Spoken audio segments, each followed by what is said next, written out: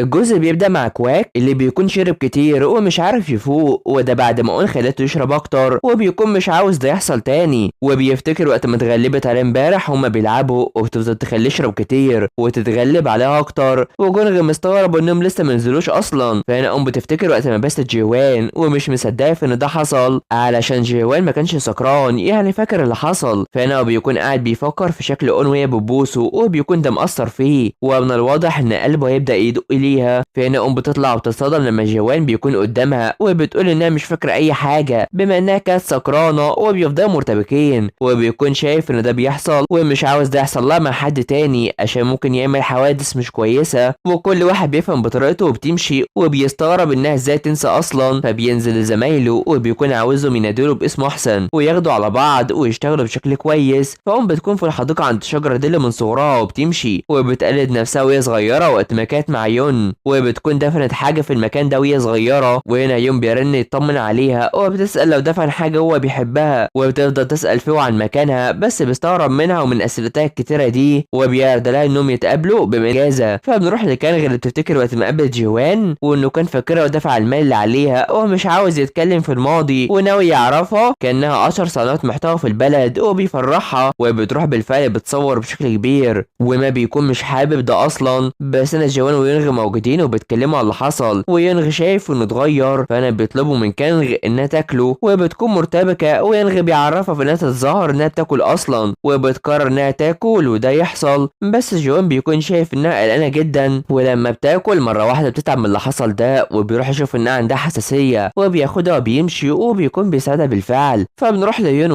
وهو بيوريله ان مع العصابه بنت اسمها تاون وانهم مش عارفين يلاقوا تايه خالص، وان جوه المشكله جوان. ويوم بيتكلم انهم عملوا شركه علشان يتخفوا، خصوصا ان طايق بيعتبر واحد منهم اصلا وشايف انه اكيد بيخبي حاجه وهيفضل يدور على طايق. فبنروح للسجن ده مع جو اللي بيروح يقابل واد جوان تايبيونغ وبيديله السيجاره بيحاول يبان انه تحت امره، وبيتكلم معاه في انهم هيوسعوا المطعم الخاص بيهم علشان هيجيب لهم ثروه. بس تاي بيكون شايف انه مش هيعمل اي حاجه، خصوصا انه من زمان هو ما كانش شاطر في اي حاجه ولازم يعرف نفسه كويس. فبيمشي هو متضايق علشان ازاي تاي بيعامله زي ما هو، وبيقرر يتصل بتاون علشان هيكملوا العمل بتاعهم. فبنروح لاون اللي بتراسل الكل عشان هم اتاخروا، وفجاه بيجوا بتحييهم على العرض الخاص بيهم. بس جونغ بيقول ان جيوان حضن كانغ وبيفضل يقول حاجات كتيره بتتضايق منها وبتسكتهم على طول بحجه الدراسه. وكواك بيكون مش عايزه تعمل ده بس انا بتديلهم فزوره وبيكونوا مش عارفينها، وكل واحد فيهم بيخمن اجابه مختلفه اصلا، وبتشوف انهم مش عارفين اي حاجه علشان هو ما دخلش مدرسه من الاساس، وبتديهم درس عن الطرح عشان يعرفوا بس بيفضلوا يتجادلوا كالعاده. فبيعدي الوقت وجوان بيجوا بيتكلموا على ان جوان اسم من بره بس حنين من جوه وعايزه تصفه في 3 كلمات، والكل بيستنى وبتقول ان راجل كتف العصابات وبتصدمه وبتكمل معاهم وبتخلص. فانا جوان بيروح يفكر في كلمه كتف راجل عصابات وبيتخيل كل حاجه وبيكون مش حابب انه يكون راجل عصابه اصلا، وبيحزن وبيمشي يتقابل معاه وهي مرتبكه وبينكر انه مش تعبان بما انه راجل عصابات، وبيدخل الكلمه بتاعتها في اي حاجه بتقولها، والباقي بيسمعوا انهم بيتجادلوا وبيتخانقوا سوا وسامعين ده، وهي بتفضل تقول انه بيقول كده عشان قالت عليه كده وبتضحك على طول، وهم مستغربين في انها بتضحك بعد ما كانوا بيتخانقوا، وبتفضل تضحك كتير وبتقرر تخليه يدور على الكلمه بنفسه وبتمشي وهي بتضحك، وعلشان كده بيقرر يبحث عن الكلمه وان معناها اصحاب الكتاف العريضه وبيستغرب. فبنروح لميهو اللي بتقفل وبتتفاجئ من يونغ اللي عندها وبيقرر يتعشى معاها وبيكون معاها حاجات هي بتاكلها على طول وعايزه تعرف عن عمله، واللي بيكون مدير عام وكانت بتحب لعب الكوره بس خدت رخصه الحلاقه علشان ما فيش قدامها غير كده، وشايفه في ان الواحد يكون كويس وذكي ممكن ما ياخدش اي حاجه. فبتاثر فيه وبيقول ان جيوان ساعده وساعد الكل وعاوز يرد له كل حاجه، وشايف ان لما يسد دينه كل حاجه هتخلص وبتنجح في التاثير عليه بالفعل. فبيعدي الوقت وبيشكره على العشاء وبيروح عشان يعزمها على القهوه وبتوري له ملعب الكوره وبتتقرب منه وبتاثر فيه وبتشوف ان الاطفال كويسين بس اشقياء كالعاده، وفجاه في ست بترمي عليهم مياه وبتغرقهم هما الاثنين. فبيعدي اليوم مع جوان اللي بيروح يتمرن بوزن كبير على غير العاده وعاوز يكون بصحه كويسه، وكواك بيستغرب انه بيركز على كتفه بس، وده علشان هو بحث ان اصحاب الاكتاف العريضه مثيرين اكتر من غيرهم. فجونغ بيتكلم مع يونغ ودونغ عن علاقته مع اون وشايفين في ان يحصل بينهم حاجه، بس كواك بيغير وبيفضل يوقفه، وفجاه بيطلع بيقابل اون اللي بتستغرب منه، وكواك بيكون بيغير عليه عليه ومش عاوزة تقرب منه عشان مش طايقها خالص. فبيروح يفطروا وبتشكر في طعام جونغ، وجيوان بيجي وبيحضر وينغ بيعرفها في ان يونغ بيرتبط كتير بالستات، وبتشوفوا ان جوان عنده 36 سنة وعمره ما ارتبط في حياته اصلا، وبيرتبكوا كلهم وبيتكلموا عن العمل، وبيكون مش عاوز يكمل مع كانغ ويخلي ينغ هو اللي يكون معاها. فبنروح لأون اللي بتتقابل مع يون وبتقرر انه يروح يساعدها، ولما بيقرب منها بيتأثر وبيبعد على طول، وبتيجي تبص ورا وتتخيل جوان وبتتصدم منه، بس بتقرر انها تمشي من غير ما تعرفه. فبنروح لميهو اللي بتفتكر اللي حصل مع يونغ وقت ما كانوا سوا ومش عارفه ده حصل ازاي، وهو اصلا بيكون قاعد بيفكر في اللي حصل وعاوز جيوان يخرج مع اون بقى، بس بينكر. هو بيكون عاوز يلاقي طريق حتى لو في تايلاند، وبيلاحظ في انه مستني اون عشان توصل وبيمشي، وبالفعل جيوان بيكون مستنيه وخايف عليها، فانا هي بتكون مع يون وبيرد لها حاجات كتيره والطعام اللي بيحبوه، وبيوصل لمطعمه وبيلاقيه قافل، وكل ما يروح لمطعم بيلاقيه قافل وبيكون محرج، وعلشان كده بتروح تاكل معاه نودلز وبيتجاهل رن فبيروح بيفكرها باللي كان بيحصل زمان وانه كان بيتشارك معاها برضه، ولما بتيجي تكلمه بيقرر يرد على